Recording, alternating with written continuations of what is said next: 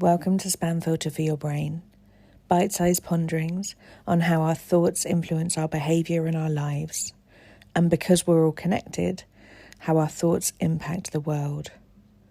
I'm here to help people reconnect with their bodies and declutter their brains. And I don't believe that we should just magically know how our emotions and our thoughts impact our lives if no one ever teaches us.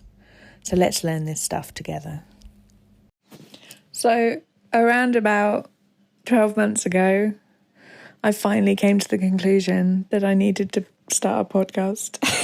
If you go back to listen to episode 1, you'll see exactly why I procrastinated over this decision for such a long time. It's because I didn't want to be wrong. I didn't want to have it shoved in my face. And we're a year in. This is my 52nd episode of the podcast, which is quite wild to me. I've been doing this for a whole year because it's been so joyful, and actually I put it off for so long because I thought it would be a complete drag, but creating these little sound bites and little thought bubbles and sending them off out into the world feels like it's been a real point of connection from my heart to many people, and I get lots of nice feedback about it. You can leave me nice feedback if you like as a podcast review. That'd be a lovely thing. I'd be very grateful. But I just kind of wanted to mark this moment as, especially with a sort of magnifying glass over it, as to sometimes the things that we're putting off can actually be really nice. That's always really good and really important to remember.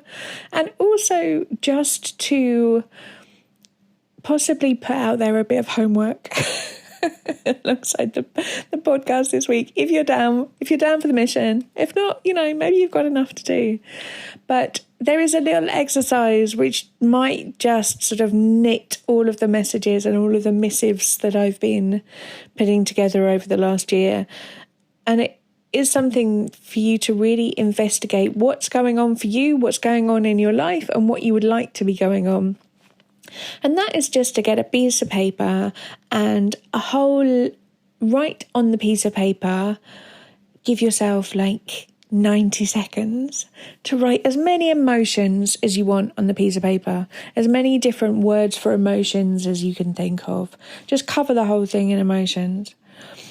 And when you have that in front of you, I invite you to just try and imagine what sort of thought you might have that would lead you to that emotion. What thought would cause this emotion to come up for you? And from this really basic exercise, you might have a whole load of things on that little emotion Rolodex, dating myself there. And there might be lots of things that are happy, joyful, fun emotions. And there might be a whole load of other emotions like frustration and boredom. And there might be a whole load of things that you classify to be negative, like anger and disappointment or sadness. And just notice when you are going through the range of things that you have put down, what thoughts that you have linked to these emotions. And you'll begin to map out a picture of which of these thoughts you actually have on quite a regular basis, which are the thoughts that come up for you in your everyday life, which are the ones that you think are facts rather than opinions, what are the ones that you go around telling yourself quite a lot more than you were expecting to, and possibly you thought that you feeling that particular emotion all the time was just like some little puddle you fell into, rather than it being linked to a thought that you're choosing to repeat to yourself. And that really is the key to it, is I think mostly we believe, and I think quite often we're taught, that our thoughts are things that just happen to us. And because it's coming from the inside of our brains and it's coming out in our voices, we quite often think that our thoughts are just facts. We're just observing the world in a very scientific, neutral way. But actually we can change our thought patterns. We do have the ability to change our mind, much as many political discourse would tell us otherwise. we have the capacity to learn new things. We have the capacity to think new things. It's just, if you think of it as the way that we can learn a new language, or we can learn to use our new phone, or the way that we can find a new route when we're going somewhere, can be really full of a whole load of concentration and confusion the first time we go there. And then if we go there a lot, it just becomes a bit second nature. It's quite often why going somewhere feels like it takes a lot longer than coming back, because we at least have some sort of sense of markers in our brain as to what's meant to be going on here. And we can change the way that we think about things. And it is, the methodology of that is what I teach on the courses. But the first point of being able to take a step into control of your own life, agency over how you feel about the stuff going on around you, is noticing that these things are choices. Just noticing what thoughts go with what emotions, and which ones you want to have more of in your life. And frankly, if there's some emotions on that sheet that you want to feel a bit less, maybe there's a thought going on there that you might want to shake around a little bit and see if you can get any dust off it and create a bit more space around it, rather than thinking that it's an absolute truth out there in the world.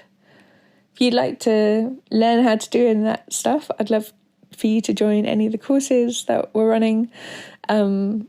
Self-Care School is just about to go over a big old overhaul. We are launching for 2024 a really exciting new phase of things that's going to be open and ready for anybody to look at any of the themes that they want to at any point. And we're going to be really refocusing on the glorious group calls that are so gorgeous in their supportive energy, in the way that people hold and support each other and learn from each other and learn from people with really different life experiences. It's a really beautiful environment. And I just wanted to take this moment to really thank you for listening to me in your ears, which is quite a wild concept of both technology and open-hearted commitment and connection. How beautiful when my health is quite ropey and I'm often at home, that I still get to connect heart to heart with so many folk through the magic and wonders of the airwaves. So thank you for welcoming me into your world. Really, really genuinely appreciate the fact that you take time to listen to these things.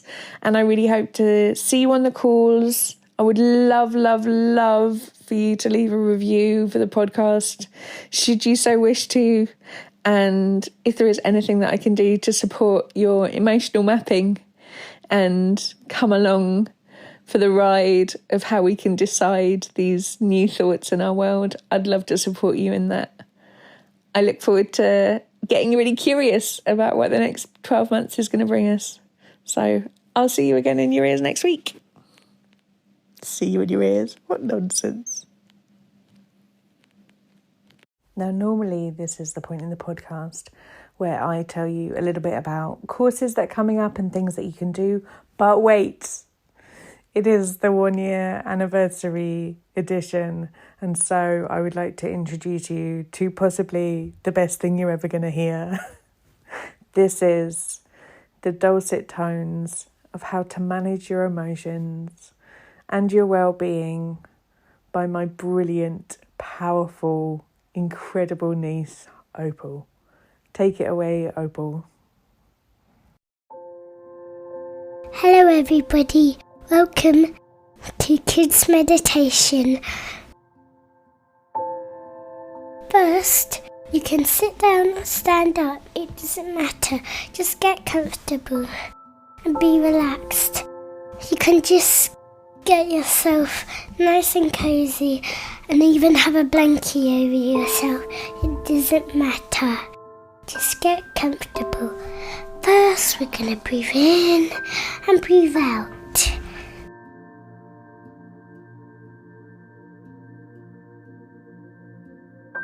Then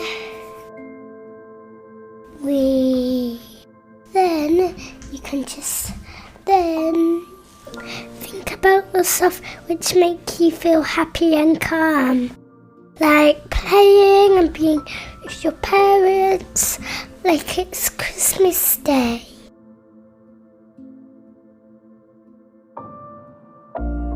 Bye-bye. Have a nice day.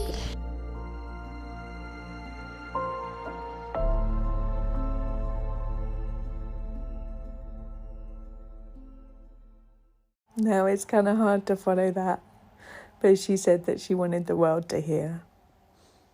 So now I'm going to tell you about courses that you can come and do together, should you wish to. Please do hang around, because this is where we learn the stuff together.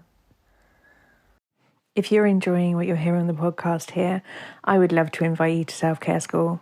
Self-Care School is a membership site where we have group coaching calls every week. We have a whole load of courses that you can dip into for whatever suits your needs. We have courses on confidence, body image, timekeeping, how to manage big emotions, overwhelm, loads and loads of stuff in there. You can kind of pick out whatever you want to work on. There is a big library of workbooks, which includes journal prompts and questions for you to be able to apply this work to your own life. And we have the most amazing community where people support each other, we learn from each other, and you get to work alongside people with quite often very different life situations to your own, and we learn so much together in community. If you would like some more of this, please do hop over to selfcareschool.co.uk.